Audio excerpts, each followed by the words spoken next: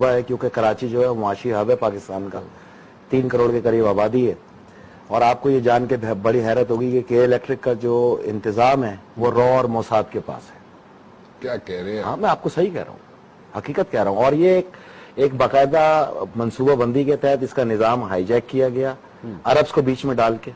اور یہ نظام اس لیے ہائی جیک کیا گیا کہ جب چاہے گی کے الیکٹرک کی انتظامیہ صرف اوور فلو کر کے آپ کے پورے کراچی کو آگ لگا دے گی, کسی بم کی ضرورت نہیں ہے اس کے اندر. ایک منٹ, یہ ہے الجومیا پاور لمیٹڈ, ٹھیک ہے, جس کو آپ نے KESC سے پرویز مشرف نے معاہدہ کیا اور پوری دنیا کو یہ بتایا کہ یہ سعودی عرب کی ایک کمپنی ہے.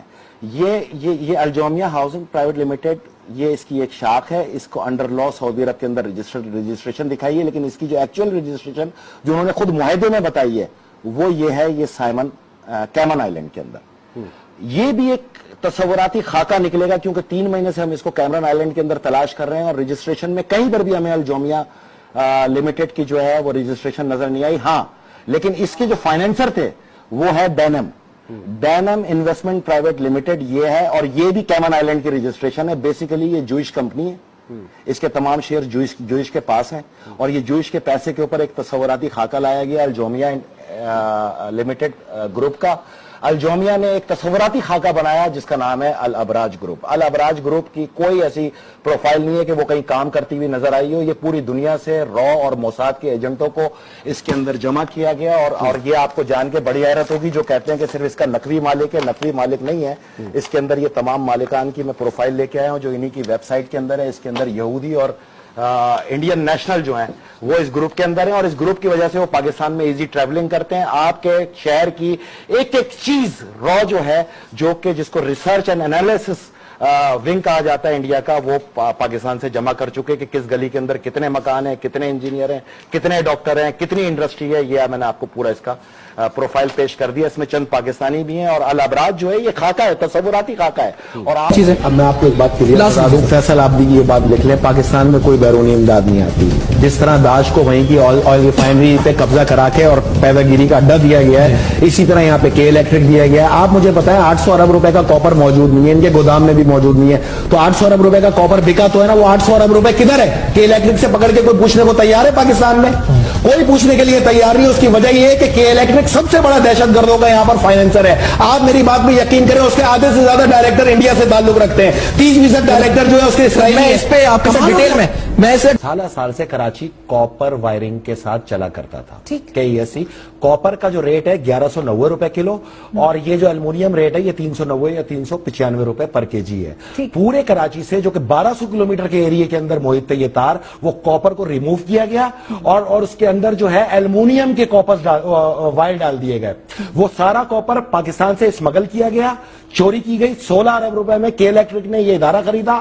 2009 میں قائم علی شاہ نے 13 ارب روپے ان کو واپس کیے کہ آپ اس کو بہترین بنائیں, اس کو جدید بنائیں, اور 3 ارب روپے میں خریدا گیا نظام کے لیے جو ادارہ تھا, اس کو ڈکیتی کی گئی اور پورا کاپر کراچی سے صاف کر کے اور وہاں پہ المونیم کے تار لگا دیے گئے. اگر آپ الیکٹریکل کی ہسٹری میں جائیں گی, کسی الیکٹریکل ماہر کو یہاں پہ بلا کے پوچھیں کہ اس کی ریزسٹنس اتنی زیادہ ہو گئی کہ جب بھی فلیکچویٹ ہوگا وہ جل کے راکھ ہو جائے گا, اپنے ساتھ PMT بھی اڑا دے گا. پاکستان کی تاریخ میں اب تک سب سے زیادہ PMT کے الیکٹرک نے امپورٹ کیے اور وہ تمام PMT جو جلے اس کو ریموو کرنے کے بعد انہوں نے لائن لاسز کے اندر اس کی قیمت ہم سے چارج کی. ان کو پکڑا جائے, ان کو گرفتار کیا جائے, تمام IGs کو, تمام تھانے داروں کو گرفتار کرے. اس چوری کے اندر باقاعدہ ملوث ہے منسٹر کو بھی, آف کورس دونوں, مشرف دور کا بھی اور اس دور کا بھی. آپ کے پاس اس کا بالکل میں آپ کو سارے ثبوت دوں گا اور میں آپ کو بتاؤں کہ اس پہ کیس سپریم کورٹ میں آلریڈی پینڈنگ میں, نیب میں پینڈنگ کے اندر ہے. میں آپ کو کہے گا کہ 7,500 کروڑ کا تانبا 15,000 کروڑ میں آپ کو خریدنا پڑے گا. اس وقت تانبے کی جو اس وقت انٹرنیشنل مارکیٹ ہے, آپ لا کے اس کو تاروں کے اندر مینیپولیٹ کریں اور پھر لگائیں, آپ کو اندازہ ہوگا کہ کتنا بڑا ایسٹ چلا گیا اور آپ لوگ دیکھتے رہ گئے. اور میں ایک اور بات بتاؤں, سب لگے ہوئے نا اینکر آج کل صحافی, کرپشن کرپشن کرپشن. ان کو بولا اگر تمہاری ماؤں نے دودھ پلایا نا اس پہ بولو ذرا, کبھی نہیں بولیں گے.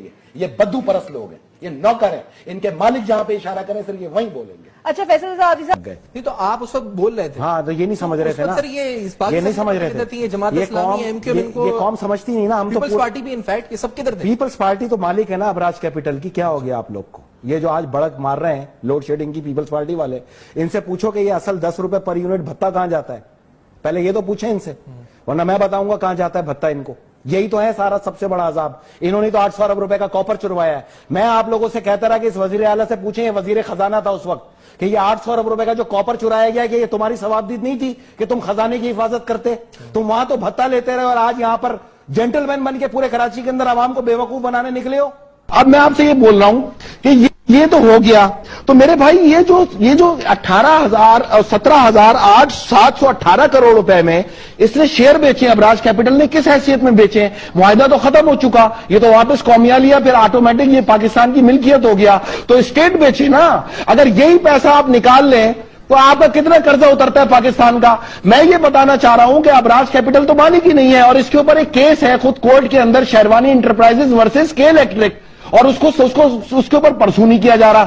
اب میں آپ سے یہ بتاتا ہوں کہ جب یہ بیچ دیا آپ نے تو پاکستان میں کوئی پوچھنے کے لیے تیار نہیں, اور سب سے بڑا ظلم کیا ہے کہ نیپرا آپ سے کہہ رہا ہے کہ بھائی وہ ایگریمنٹ تو لائیے جو آپ نے یہ شیئر بیچے شنگھائی الیکٹرک کو, تو آگے سے کہا جاتا ہے کہ جناب حفاظتی وجوہات کی بنا پر ہم اس ایگریمنٹ کو ڈسکلوز نہیں کر سکتے. ارے آپ تو مالک ہی نہیں ہے, آپ تو وٹنس ہے, آپ ہوتے کون ہیں یہ بیچنے والے؟ آپ نے 4600 ارب روپے کا ہمارا کاپر نکال کے بیچ دیا, ہمارا نیشنل ایسٹ, جس میں ڈی جی رینجر کی گواہی موجود ہے. تو پاکستان میں کوئی اس کو گرفتار کرے گا؟ کوئی اس کرپشن کے اوپر بات کرنے کی کوشش کرے گا؟ دوسری چیز آئے, معاہدہ کیوں نہیں دے رہے؟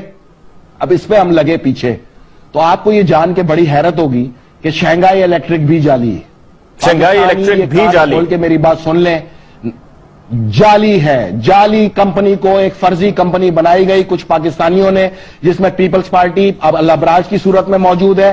جب ہم نے کورسپونڈنگ کی یہاں سے ٹی سی ایس کیا اور وہاں پہ لوگوں کو بھیجا چائنا میں اس ایڈریس کے اوپر جو شنگھائی الیکٹرک نے دیا ہوا ہے, تو اس مقام پر اس کمپنی موجود ہی نہیں ہے. اسی لیے نیپرا کو نہ ایگریمنٹ دیا جا رہا ہے, نہ معاہدہ دکھایا جا رہا ہے, از خود پاکستان کی پراپرٹی بیچی جا رہی ہے. پاکستان سے سارا کاپر چوری کر کے بیچ لیا گیا ہے, اور اس کے اندر سب سے بڑا کردار ہے سی ایم سندھ سید مراد علی شاہ, کیونکہ یہ خزانہ ہے, ایسٹ ہے. تم 9 سال سے وزیر تھے, تم اس کے ملکیتی اس کی حفاظت کے تم ذمہ دار تھے.